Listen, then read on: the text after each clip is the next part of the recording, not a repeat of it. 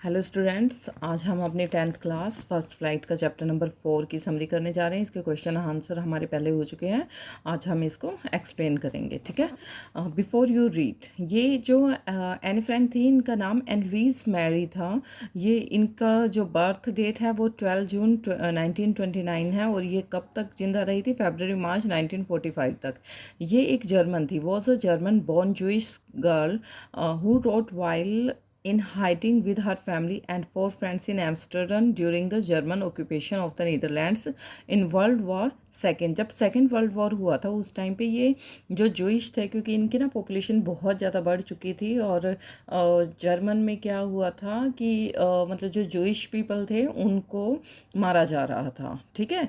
तो ये इसकी फैमिली और इसके जो 4 फ्रेंड्स थे एम्स्टर्डम में थे जिस टाइम पे ये सब कुछ हो रहा था, ठीक है। German occupation of the Netherlands in World War second के टाइम पे her family her moved to Amsterdam after the Nazis gained power. जब नाजीज जो थे वो पावर में आ गए थे तो उसकी जो फैमिली है वो मूव हो गई थी एम्स्टर्डम में, power in Germany, but were trapped when. लेकिन उनको जैसे ढूंढ ढूंढ के ऐसे कहते हैं ना, मारते हैं, तो ऐसा कुछ हुआ था और इनकी जो फैमिली है वो ट्रैप हो गई थी when the Nazi occupation extended into the Netherlands. जब नाजीज जो हैं उन्होंने ऑक्यूपाई कर लिया था नीदरलैंड के भी वहाँ पे, as persecutions against the Jewish population increased. और ये सब कुछ क्यों था? क्योंकि जूइश की जो पॉपुलेशन थी बहुत ज़्यादा इंक्रीज हो चुकी थी और वे नाजीज को मतलब सॉरी वो जो इनको जूइश को अपने कंट्री में नहीं चाहते थे। ये चाहते थे कि इनको या तो भगा दिया जाए या मार दिया जाए।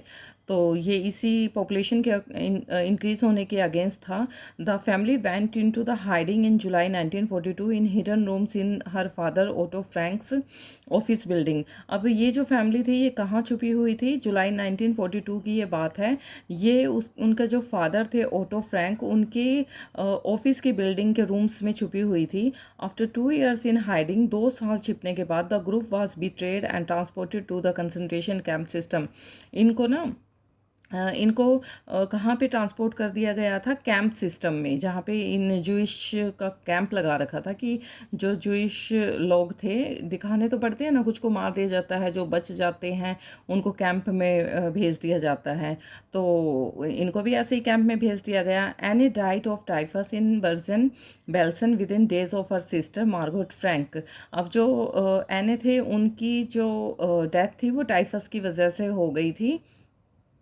Her father auto the only survivor of the group. और इनकी जो सिस्टर थी मार्गोट फ्रैंक, वो भी वहीं पे उनकी डेथ हो चुकी थी उसी टाइम पे। लेकिन उसके जो फादर थे ओटो, सिर्फ वही बचे थे अपने ग्रुप में से। Return to Amsterdam after the war ended. और वॉर जब एंड हो गया था उनको एम्स्टर्डम भेज दिया गया था। To find that her diary had been saved. और जब वहाँ वो गए तब उनको उसकी डायरी मिली एने फ्रैंक की, जो कि सेव थी। बस एने फ्रैंक तो नहीं थी, ना मार्गोट थी, कोई भी नहीं बचा था उसकी फैमिली में से, सिर्फ उसकी डायरी उनको मिली थी।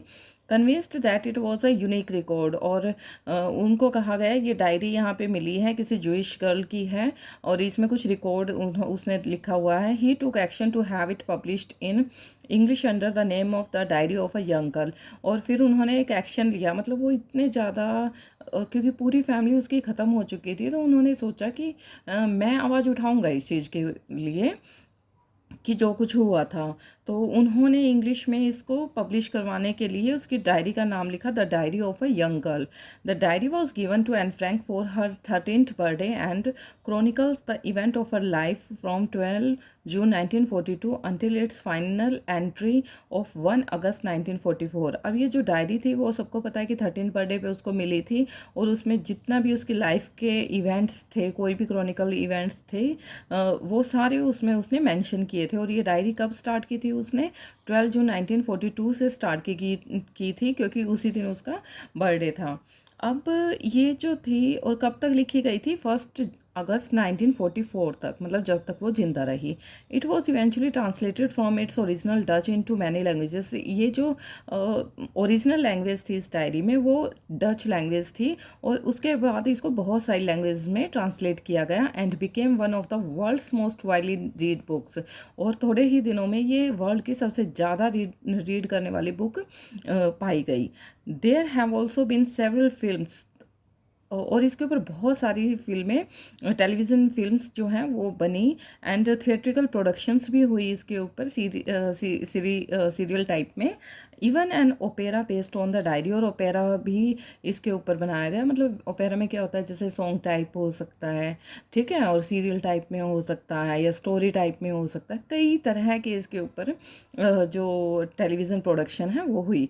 Described as the work of a mature and insightful mind, the diary provides an intimate examination of daily life under Nazi occupation।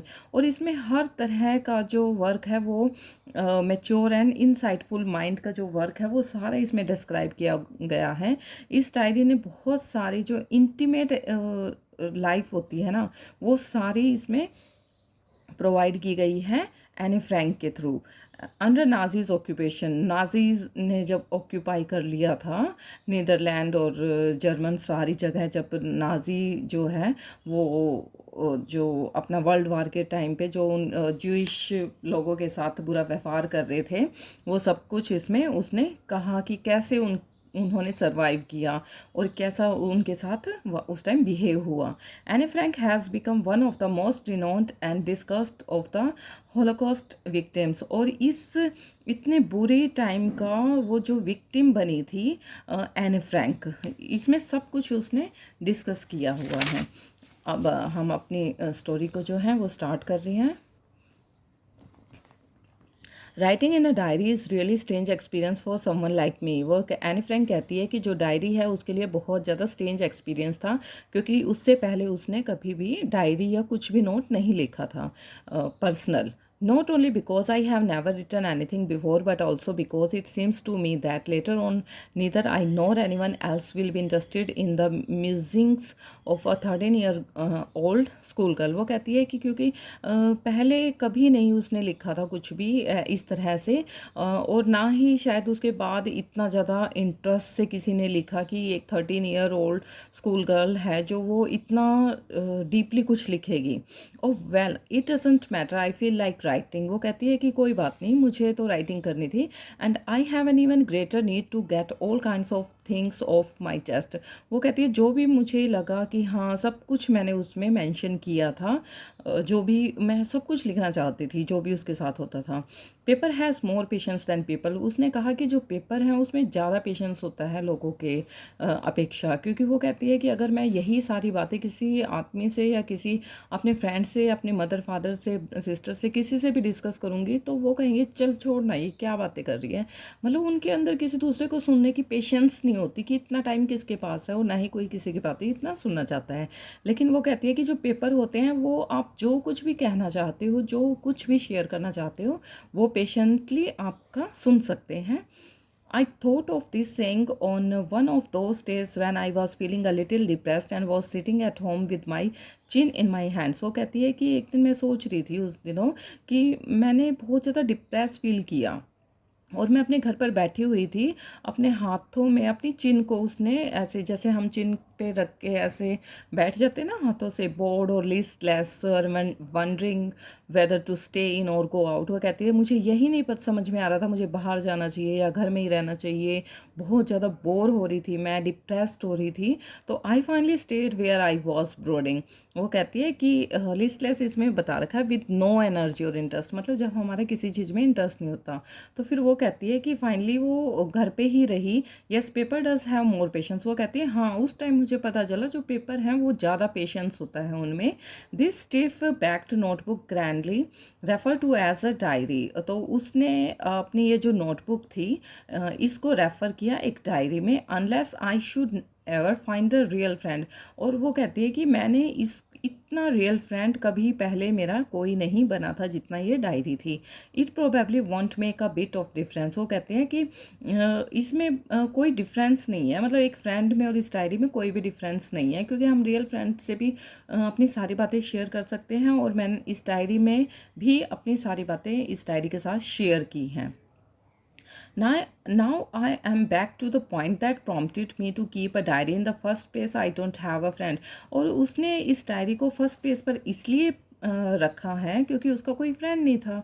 अब कोई फ्रेंड नहीं होगा तो उसको फ्रेंड की ज़रूरत है, और उसके फ्रेंड कौन बना? डायरी बनी। Let me put it more clearly, since no one will believe that a 13-year-old girl is completely alone in the world. अब ये भी वो कहती है कि कोई बिलीव नहीं करेगा कि 13-year-old कोई गर्ल है या कोई भी बच्चा है वो पूरे वर्ल्ड में अकेला है। मतलब इतना लोनली वो फील कर रही थी कि उसको लग रहा था उसका तो अपना कोई भी नहीं है, वो पूरे वर्ल्ड में अकेली ही है। And I am not, I have loving parents. लेकिन वो अकेली तो नहीं थी, लेकिन उसके पेरेंट्स भी थे, बहुत अच्छे पेरेंट्स थे, एंड अ 16-year-old सिस्टर भी थी उसकी।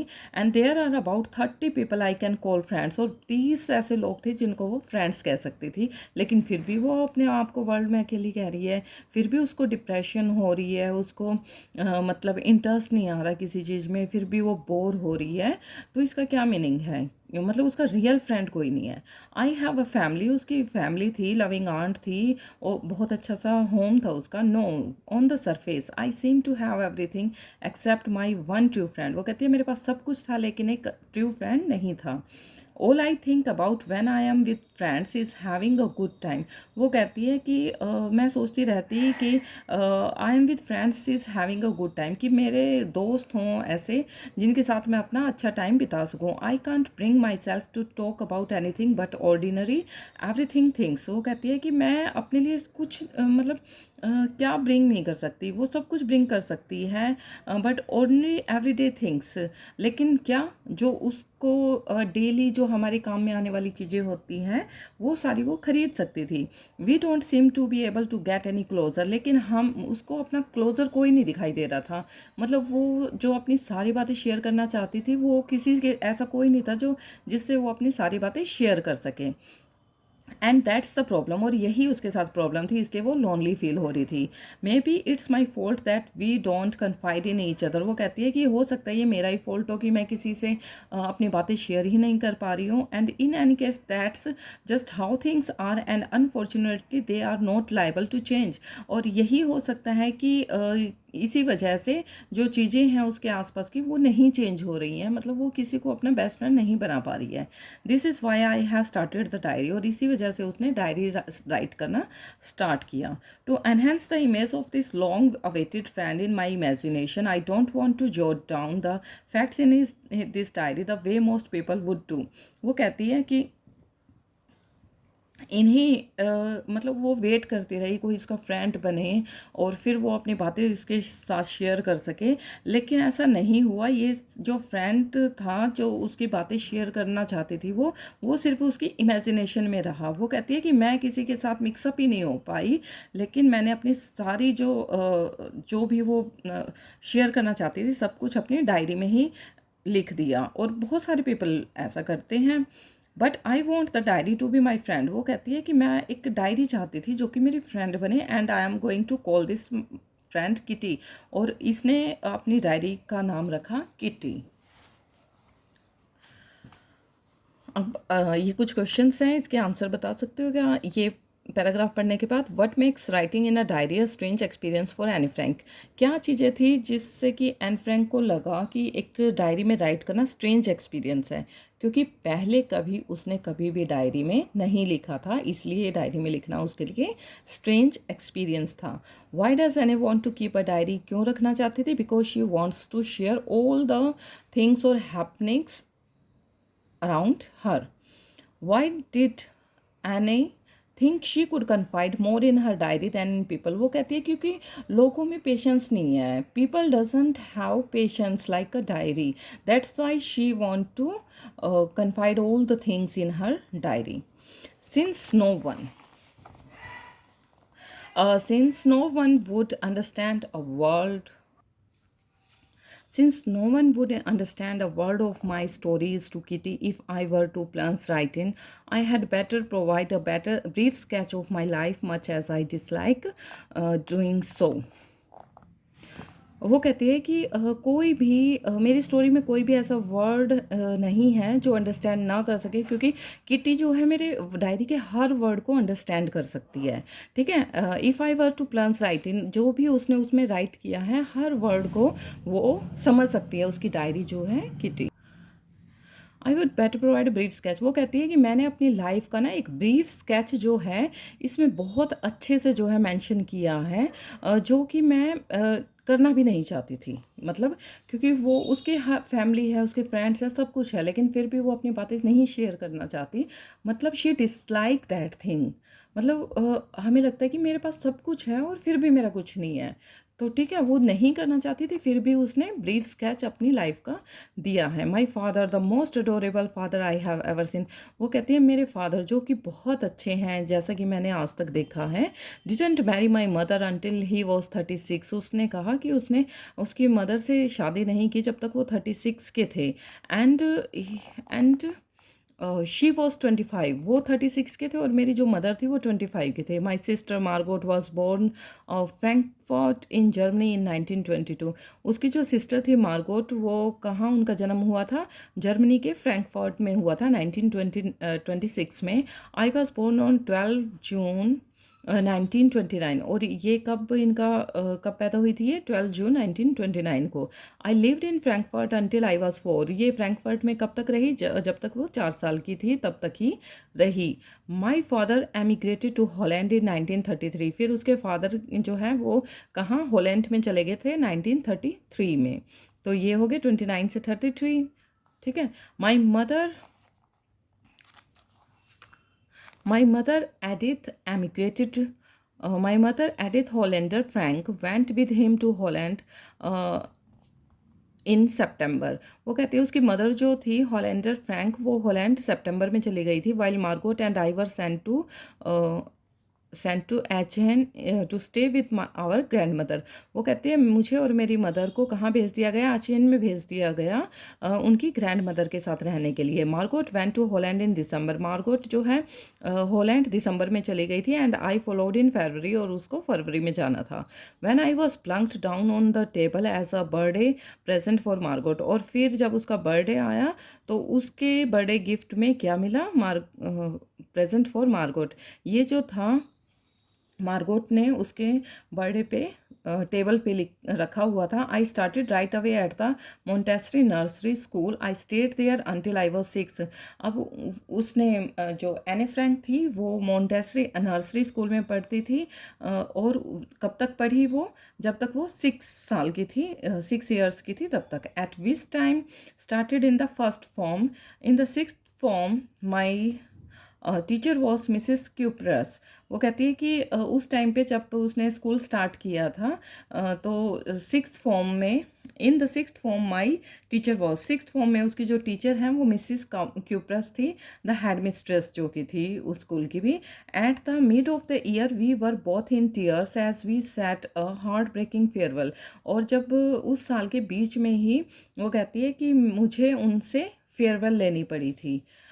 In the summer of 1941 grand माँ, मतलब वो चली गई होंगी एज अ हेड मिस्ट्रेस थी, फिर वो चली गई होंगी ईयर के मिड में ही। तो in the summer of 1941 grand माँ फेल इल। अब 1941 में क्या हुआ? उसकी जो ग्रैंड माँ थी वो बीमार हो गई। And have to had to have an operation. अब उनका ऑपरेशन होना था। So my birthday past with little celebration.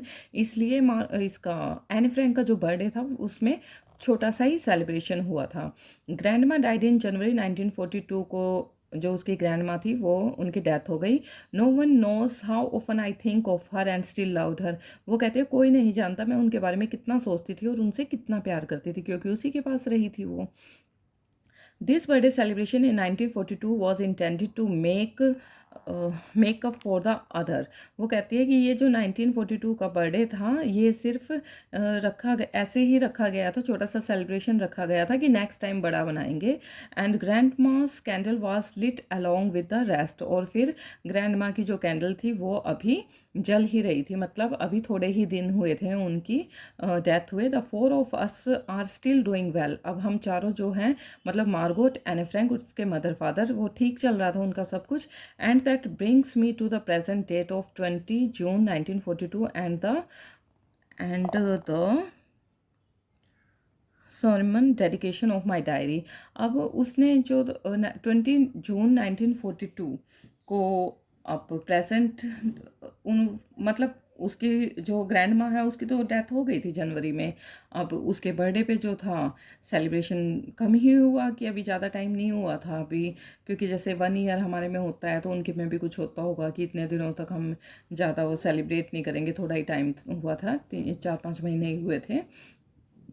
अब उसका जो प्रेजेंट दिया गया था 20 जून 1942 को एक प्रेजेंट डेट आई थी उसकी, तो उसको डायरी दी गई थी। वाई डज एने provide a brief sketch of her life.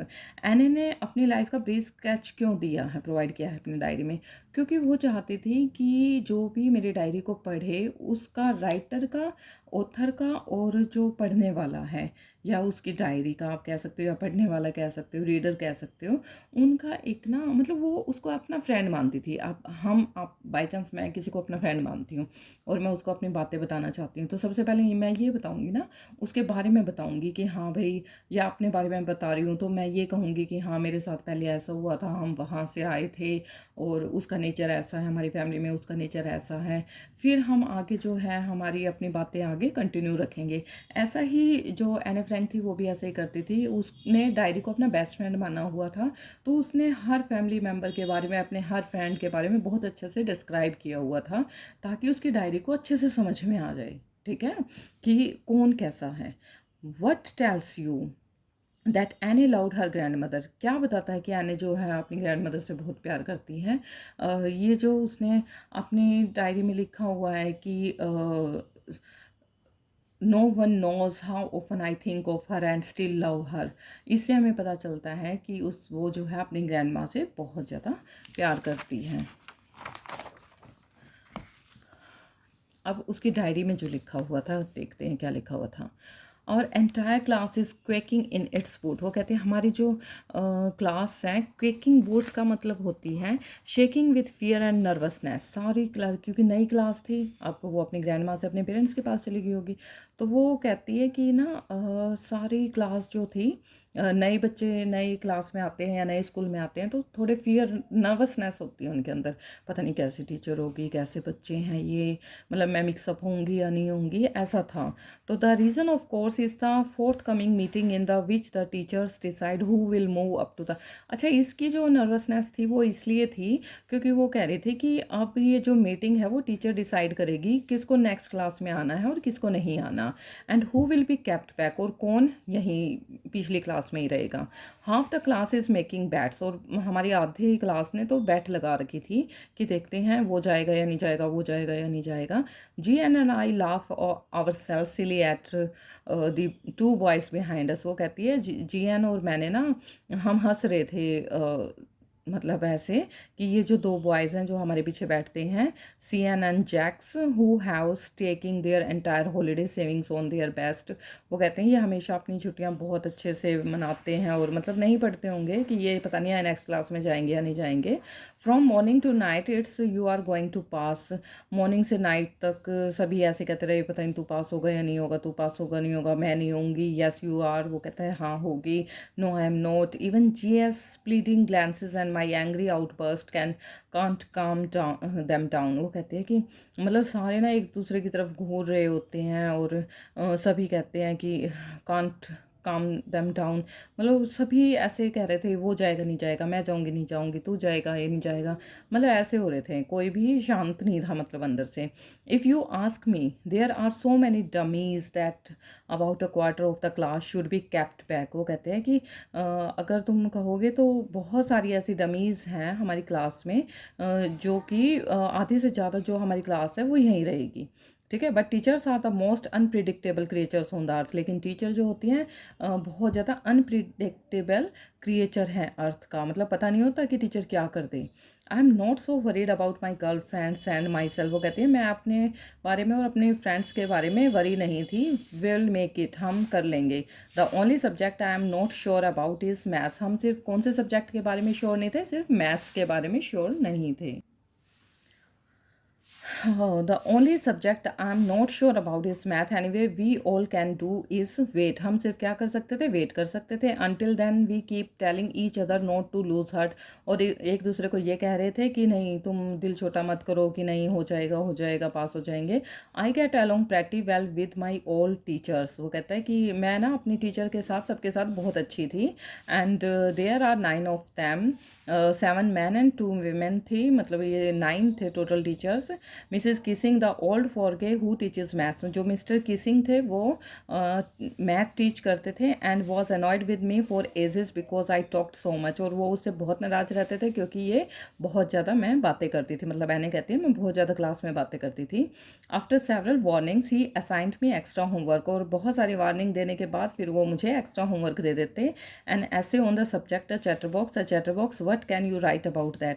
वो कहते हैं कि एक ऐसे लिखना है चैटरबॉक्स के ऊपर, और ये चैटर बॉक्स क्या था, वो कहते थे तुम्हें अपने आप लिखना है जो तुम इसके ऊपर लिख सकते हो. I had worry about that letter. I decided I jotted down the title in my notebook, tucked it in my bag and tried to keep quiet. वो कहते हैं कि मैंने ना बहुत चिंता हुई मुझे, मैंने डिसाइड किया कि मैं इसको अपनी नोटबुक में टाइटल को लिख देती हूँ और फिर इसको अपने बैग में डाल देती हूँ और चुप रहूँगी. That evening after I had finish the rest of my homework the note about the ऐसे कोट माई आई. अब शाम को क्या किया उसने कि उसने सारा अपना होमवर्क कर लिया और अब उसकी नज़र पड़ी ऐसे के ऊपर. I began thinking about the subject while chewing the tip of my fountain pen, मतलब अपने फाउंटेन पेन की टिप को चबाते हुए वो उसके बारे में सोचने लगी. Anyone could tremble on the leave big spaces between the words, but the trick was to come up with convincing arguments to prove the necessity of talking. वो कहती है कि ramble on होता है टॉक और राइट aimlessly for long, मतलब लिखते रहना किसी भी चीज़ के बारे में, और convincing argument होता है एक statement made in such a manner that people believe it, मतलब और इस तरह से लिखना है कि कोई भी उसको पढ़े तो उनको विश्वास हो जाए कि ये ठीक लिखा हुआ है. तो ऐसा ही उसने एक आइडिया बनाया और उसने 3 पेजेस लिखे, और मिस्टर किसिंग हैड असाइंड मी, जो कि मिस्टर किसिंग ने उसको दिए थे, एंड वॉज सेटिस्फाइड, और वो सेटिस्फाई भी थे. I argued that talking is a student's trait and that I would do my best to keep it under control. वो कहती है कि ये स्टूडेंट की ट्रेट है बातें करना, तो और मैं अपने आप को पूरी बेस्ट अपना कोशिश करूँगी कि मैं कंट्रोल में रहूँ.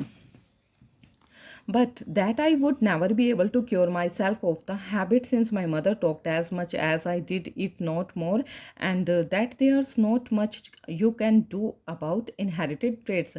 वो कहती है लेकिन मैं अपने आप को इस चीज़ से अलग नहीं कर सकती क्योंकि ये मेरी हैबिट बन चुकी है, और ये जो हैबिट है मेरी वो मेरी मदर से मुझे मिली है. ठीक है, और क्योंकि वो भी बहुत ज़्यादा बोलती थी, और अब इस हैबिट का कुछ नहीं किया जा सकता क्योंकि ये इनहेरिट ट्रेट है. Mister Keesing had a good laugh at my arguments. अब मिस्टर किसिंग ये पढ़ के और फिर वो इस आर्ग्यूमेंट्स पे बहुत हंसे. And but when I proceeded to talk my way through the next lesson he assigned me a second essay. अब जैसे उन्होंने सेकंड चैप्टर स्टार्ट कर, नेक्स्ट लेसन जो है वो स्टार्ट किया, तो फिर उसने दोबारा उसको ऐसे दे दिया राइट करने के लिए. This time it was suppose to be on an incorrigible chatterbox. Incorrigible होता है something that can not be corrected, a bad quality. मतलब उसने कहा कि ये जो है ये बैड क्वालिटी का नहीं होना चाहिए. अब I handed it in and Mr Keesing had nothing to complaint about for 2 whole lessons. अब उसने उनको दे दिए लिखने के लिए. However during the third lesson he had finally had enough. वो कहते हैं कि आप ये जो 3 लेसन्स हैं, थर्ड लेसन जो है अब बहुत हो चुका है. Anne Frank as punishment for talking in class. अब जो एनी फ्रैंक को पनिशमेंट मिली ये सारी क्लास में बात करने के लिए, write an essay entitled quack quack quack said mistress chatterbox. अब उन्होंने क्या उसको दे दिया राइट करने के लिए ऐसे क्वैक क्वैक क्वैक, ये said mistress chatterbox. The class road. I had to laugh too, though I had nearly exhausted my ingenuity on the topic of chatterboxes. वो कहती है कि मैं सारी क्लास भी हंसने लगी और मैं भी हंसने लगी कि मतलब इतनी ज़्यादा, मतलब इतना टॉपिक चैटरबॉक्स के ऊपर जो उन्होंने बना दिए थे. It was time to come up with something else. वो कहता है अब ये टाइम आ गया मैं कुछ अलग लिखूँ. कुछ अलग बिल्कुल, समथिंग ओरिजिनल, कुछ original. My friend something original, कुछ original. My friend Sanne who's good at poetry, वो ना पोएट्री में बहुत अच्छी थी। Offered to help me write the essay from beginning to end in verse and I jumped for joy. उसने उसकी बहुत हेल्प की स्टार्टिंग से एंड तक लिखने में, और फिर वो खुशी से जंप करने लगी। एने Mr. Kissing was trying to play a joke on me with this ridiculous subject, but I had make sure the joke was on him. जो मिस्टर किसिंग हैं, अब वो जोक, उन्होंने जोक की तरह बातें की, जोक मारा जैसे उसके ऊपर, और ये बहुत रिडिकुलस सब्जेक्ट था जोक का। और वो कहती है कि मैं श्योर थी कि ये जोक उन्होंने अपने ऊपर ही मारा है।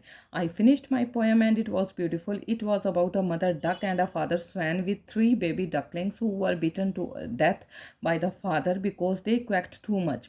उसने अपनी पोएम फिनिश की, और ये बहुत ब्यूटीफुल पोएम थी। ये एक मदर डक और फादर स्वैन के बारे में थी, और उनके 3 बेबी डकलिंग्स थे जो कि बहुत ज़्यादा उन्होंने पीटे, कब तक, जब तक वो डेथ नहीं हो चुकी, क्योंकि वो बहुत ज़्यादा बोलते थे।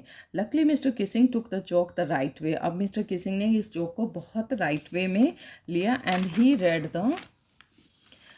The poem to the class, और उन्होंने ये जो पोएम थी इसकी लिखी हुई, ये क्लास को सुनाई।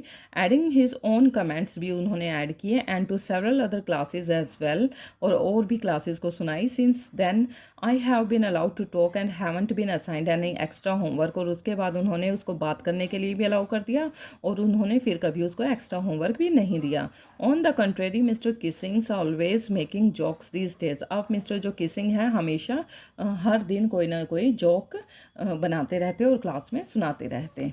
Why was Mr. Kissing annoyed with Anne? What did he ask her to do? Mister Keesing ने जो मिस्टर किसिंग थे वो एने से क्यों नाराज रहते थे? क्योंकि वो बहुत ज़्यादा बोलती थी। She was too much talkative. When did he ask her to do?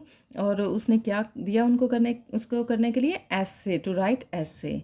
How did Anne justify her being a chatterbox in her essay? कैसे एने ने अपने आप को जस्टिफाई कैसे किया चैटरबॉक्स बनने के लिए, मतलब टोकेटिव बनने के लिए, कि ये जो ट्रेट्स हैं ये उसकी मदर से इनहेरिट हुए हैं उसके अंदर, तो इसमें कोई कुछ नहीं कर सकता। Do you think Mister Keesing was a strict teacher? No. अगर वो स्ट्रिक्ट होते, वो क्लास में जोक नहीं बनाते, हंसते नहीं, सबको हंसाते नहीं। What made mister Keesing allow any two talk in class? Mister Keesing ने एने को क्लास में बात करने के लिए क्यों अलाउ किया?